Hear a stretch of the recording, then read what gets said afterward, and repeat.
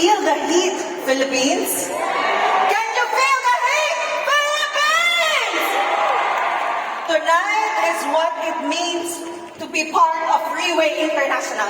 And that is to be inside the grandest and biggest recognition hall, not just in the Philippines, but the entire universe. That is you, RIWAY International! James would keep on asking, why is it that RIWAY Filipino leaders, when they go up the stage, they keep on screaming? You know, there's only one reason, and that is to take off all the nervousness. Pwede bang palakpakan natin yung mga sarili natin? That is not to motivate you, that is to motivate myself right now. Last night, I was already in my pajamas at 10 p.m. in the morning, and suddenly I received a call from this person. And he said, can we meet up and have a meeting at 10 o'clock in the evening? And I said, I'm not in my black attire. And then he said, it's okay, then be in your white attire. So I met with him and a few others at 11 in the evening. And they didn't let me go until 3 in the morning. So 4 hours, I was surrounded by very strong men full of wisdom. I was surrounded by Hui Song, by Joseph Fan, by our Business Development Manager, JD, and of course, our General Manager, James Chong. And then they asked me, Faith, why so stiff? Why so stiff? And I said, I'm surrounded with all of you. How can I not be stiff, right? And so they went on talking and talking and talking for 4 straight hours. And I would just keep on nodding and nodding and nodding. And then at the end of the 4-hour talk, James told me, can you help me tomorrow soon? I need you to do some sharing, 15 to 20 minutes. So, isipin nyo, 4 na oras ako nakaupo doon, yun lang pala yung pakay. Tinagalog ko para hindi nila maintindihan. 4 na oras, but who am I to say no, right? Who am I to say no? That is our General Manager, James Chong. This is one of those few people who have helped build me in this last 5 years, regardless of who I was, regardless of my age, regardless where I was coming from. Once again, our General Manager, James Chong! I think he deserves more than that. So just now, we saw the Team Elite Pegasuses of RIWAY Philippines, right? Right? And how do you feel? Maybe a lot of us are saying, that could be me. After 5 years, after 3 years, after 2 years, I was looking at Iyo, I was looking at Kim, and you know, I'm not that old, okay? But I saw them and I was like, that could be my daughter in the next coming years, that could be my son in the next coming years. That is how it is to be part of RIWAY International. But please, I'm not that old, okay? So it would take several years. You know, we saw these people in white attire. We saw the look on their faces. Tama ba? We feel the aura that they give, the atmosphere that they give. And these are happy, these are successful, these are wealthy people. Pwede magpalakpakan natin lahat ng Team Elite Pegasuses. I too went up the stage, my very first time to went up the stage was in December of 2017 as a Team Elite Pegasus. And you know, I always thought that money was enough reason to do RIWAY International. I always thought that to have money is enough reason to be called successful inside RIWAY International.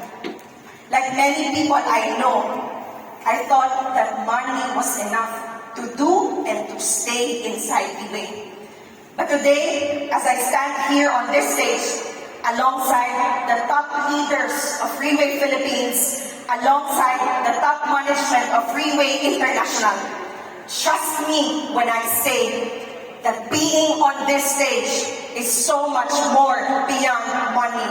And if you agree, I need to hear you right now.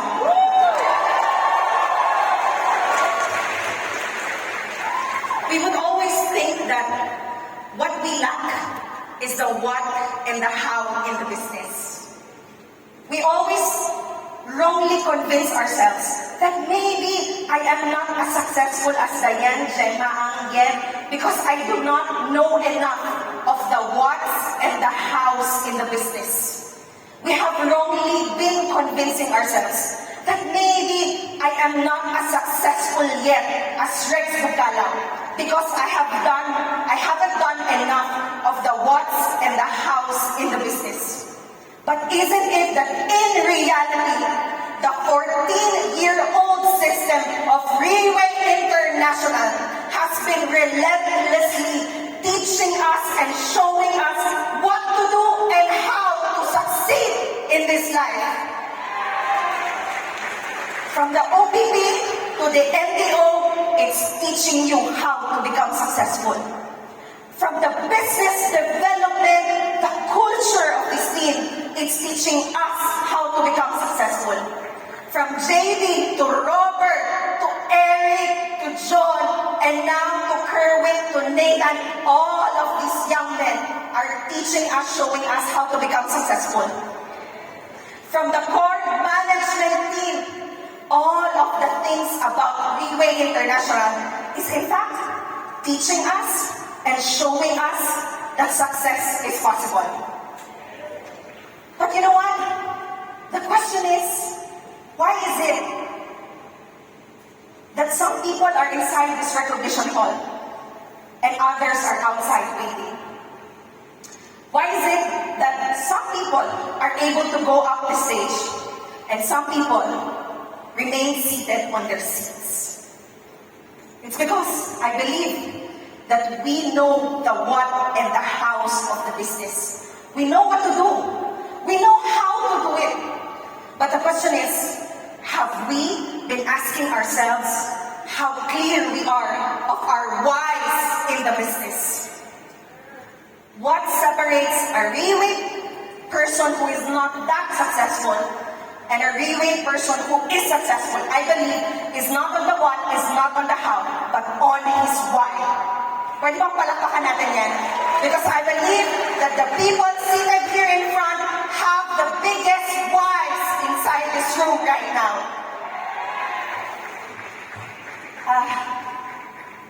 See, I'm getting nervous. You know, on a grander scale, people outside have long been imitating Portier Placenta. On a grander scale, people outside have long been imitating RIWAY stage. On a grander scale, people outside have long been imitating RIWAY marketing tools. But still, at the end of the day, they cannot imitate the success, the immense success that RIWAY International has. It's because the why that we have is our RIWAY system. And lies on this RIWAY system is a very strong culture of people building each other's value. It's not the money, but it's the value. So, you know, I just noticed every time I would look at videos from other top leaders from outside the country, I would always hear the word RIWAY Ren. Have you noticed? RIWAY Ren. Now I need you to tell yourself right now, RIWAY Ren. You cannot say Ren. You cannot say Ren. It has to be RIWAY Ren. RIWAY Ren. I am successful because I am RIWAY Ren. Because I am a RIWAY person, I am a person of so much value. That is you, RIWAY person. RIWAY Ren. become a person of value? How is it to be truly become a RIWAY person? I'd like to emphasize two things tonight. Number one, to become a RIWAY person is to have a completely different perspective or take on failures. Outside RIWAY International, it's as if failure becomes a person's identity. But here inside RIWAY International, we understand that when we commit failures, when we commit mistakes, it's not equivalent to us becoming a failure. But rather, mistakes and failures are just mere experiences that we all have to face. These are just mere experiences that have to be dealt with and have to learn from. Tama ba? Second meaning of how it is, gawas ng pagkabisaya, to become a RIWAY is to have a different take on the word success. You know, growing up, I grew up to the story of the hare and the tortoise. Are you familiar? The hare and the tortoise. Tortoise. Okay. Sa Tagalog, para maintindihan natin lahat, ang koneho at ang pagong. As a Filipino, I grew up having this kind of mindset that real success is slowly but surely. Slowly but surely. But RIWAY International has completely transformed my mind. What is this kind of transformation? That it is not true that a person can truly become successful even though he is slow, even though he is weak, even though he is passive, even though he is incompetent, that he can still be successful if the competitor keeps on napping every now and then. Am I making sense? But today, as a RIWAY person, we understand that speed is the key. Speed is the key. Can you tell the person next to you right now, speed is the key? It only means that we understand that we have no luxury of time. That success won't wait for us. We understand that success must be swift and fast. We are fast, but we do not rush. We do it fast, but we do not rush. Are you with me, RIWAY Philippines? We understand that speed is the key, meaning no matter what our abilities are, what matters more is the effort and the commitment that we put in. Because it is effort that fuels abilities and turns abilities into accomplishments. That is how to become a RIWAY runner. Thank you so much for that. I still have chocolate bars at home. You know, RIWAY is not easy money. RIWAY is not overnight success. Our business can only grow up to the point that we are growing. RIWAY is not a lottery ticket. If it was easy, then none of us would be in our black attire right now. If it was easy, then there would be not 10, there would be thousands of Mercedes Benz outside. But you know what? So tonight, why are we gathered here? To be at our best, to look at our best. But for some people, I myself, I know why I am here.